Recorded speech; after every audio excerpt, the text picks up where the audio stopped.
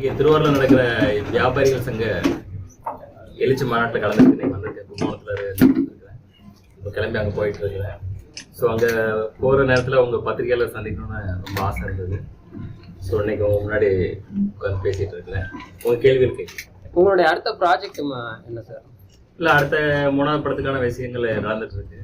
Already நான் முன்னாடியே சொல்லியிருக்கேன். அது வந்து ட்ரிபிள் ஆக்ஷன் பண்ணுறேன்னு சொல்லிட்டு இதே டைரக்டர் துரைசிங்ககுமார் தான் பண்ணுறாங்க. அதுக்கான வேலைகள் போயிட்டு அரசியல் ஈடுபடுற அனுபவம், அரசியல காலங்கள் பதில் சொல்லட்டும் சார். இப்போ விஜய் வந்து அதிக பெரும்பான்மையோட வந்திருக்காங்க. ஆமா, அதனுடைய உங்களுடைய இது எப்படி சார்? இல்லை, இந்த வந்து இளைஞர்களுடைய எழுச்சியை பார்க்குறோம். அதாவது இளைஞர்கள் வந்து மிகப்பெரிய ஒரு எழுச்சியோட இந்த முடிவை கொடுத்துருக்குறாங்க தமிழ்நாட்டு மக்களுக்கு.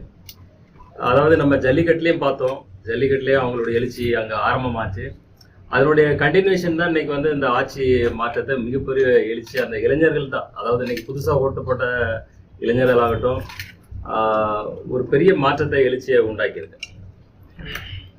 அவங்களுடைய எதிர்பார்ப்பு எனக்கு தெரிஞ்சு அவங்கள வந்து ஒரு ஊழலற்ற ஒரு ஆட்சியும் ஒரு நல்ல ஒரு வேலை வாய்ப்பு, அதாவது மக்கள் பணம் மக்கள்கிட்டே இருக்கணும். வரிகளை குறைச்சி கவர்மெண்ட் செலவை குறைச்சிக்கிட்டு மக்கள் பணம் மக்கள்கிட்டே இருந்து அப்படி ஒரு ஆட்சி அமைஞ்சதுன்னா மக்களுக்கு, மாணவர்களுக்கு எல்லாருக்குமே ஒரு சந்தோஷமான ஒரு வாழ்க்கையை கொடுக்கணும்னு நினைக்கிறேன். இதுக்கு முன்னாடி இந்த ஆட்சி சரியா இல்லைன்னு இல்ல, இந்த எழுச்சி தானே பாக்குறோம். எழுச்சி வந்து இன்னைக்கு மாற்றத்தை விரும்புறாங்க. என்ன மாற்றத்தை விரும்புறாங்க, என்ன எதிர்பார்க்கறாங்கன்னு பார்க்கும்போது அவங்களோட மனநிலைகள், அவங்கள்ட்ட பேசும்போது, அவங்கள்ட்ட இது பண்ணும்போது அவங்க எதிர்பார்க்கறாங்க இன்னும் வேலை வாய்ப்புகள் அதிகமா வேணும். இன்னும் வந்து ஏன்னா இன்னைக்கு வழி நடத்துறது இன்னைக்கு மாணவர்கள் ஆயிட்டாங்களே, எழுச்சி உண்டாக்கிட்டாங்களே.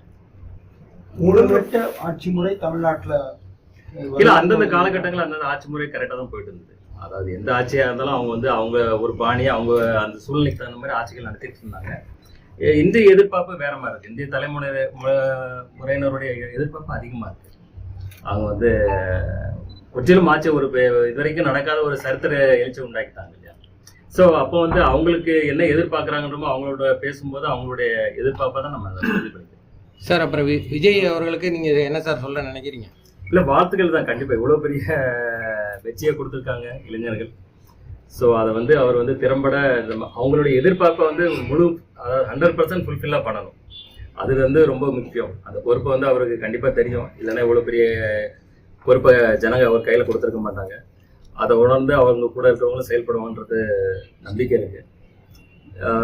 இது வந்து அமைஞ்சதுன்னா அது ஒரு இளைஞர்களுக்கு அவங்க இப்போ எடுத்த முயற்சிக்கு வந்து ஒரு சக்ஸஸ்ஃபுல்லாக இருக்கும். அவர் வந்து நிறைவேற்றிட்டார், கரெக்டாக நிறைவேற்றி.